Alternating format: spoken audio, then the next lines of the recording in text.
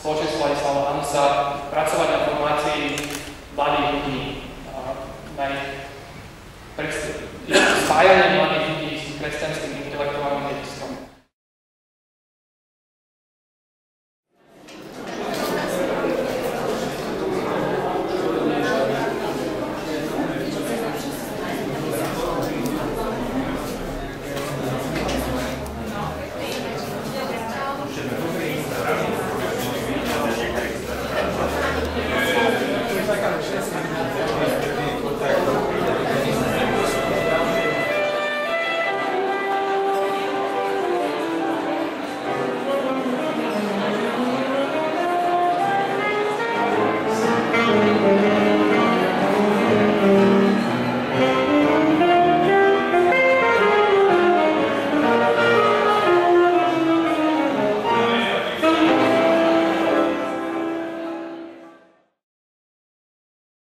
Teraz mi tak prebleskli dve myšlienky, keď sme tu stáli pred 2 rokami, ak sa nemýlim, a prvýkrát zaznela z Martinových úst tá myšlienka, že už sme asi vyrástli z plienok a mali by sme ísť trošku ďalej, a navrhol, aby vzniklo Kolegium Antona Neuwirtha ako vyššie štádium vzdelávania mladých ľudí.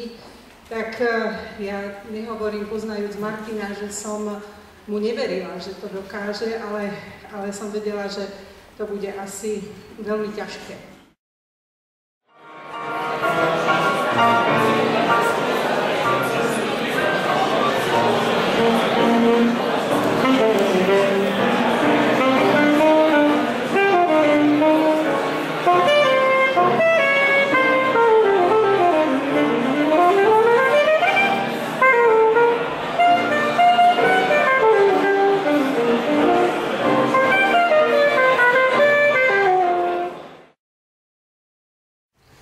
Kolegium vzniká presne preto, aby existoval stabilný priestor a čas, kedy mladí ľudia mohli hľadať pravdu.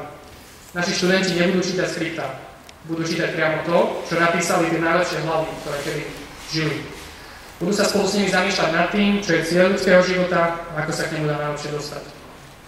Nebudú sa učiť naspamäť prázdne poučky. Budú sa učiť identifikovať problémy a hľadať riešenia. Študenti KAN sa nebudú môcť skrývať v anonymnom dáve veľkých tried. Budú pozvaní formulovať svoje názory, prezentovať ich verejne slovom aj písmom a podrobiť ich kritickým analýzom. A v neposlednom rade študenti KAN budú vedení k tomu, aby svoje dary použili v službe iným a celej spoločnosti.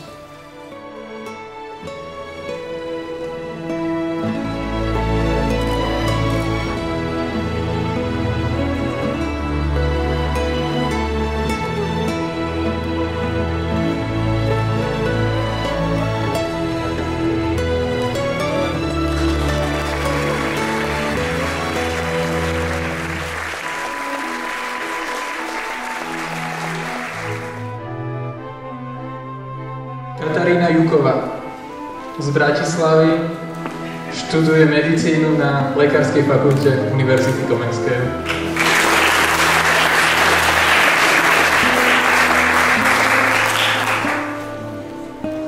Ďalší medzi nami je Pavel Kuliovský, ktorý prišiel zo Žiliny, študuje opäť na Trnavskej univerzite na právnickej fakulte právo. Prekvapivo.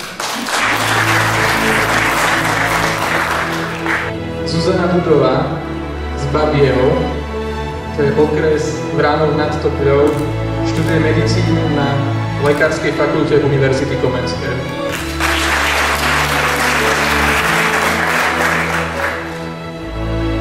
Andrej Machonník z Bratislavy študuje na fakulte hospodárskej informatiky Ekonomickej univerzity.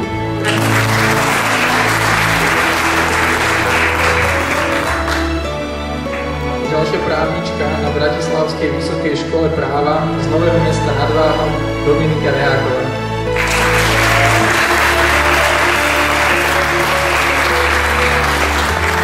A úplný posledný je Andrej Zhaňač z Veľkých Bieroviec, ktorého Trenčín, tentokrát je to dobre určite, z Komenskej univerzity a študuje na Filozofickej fakulte psychológie.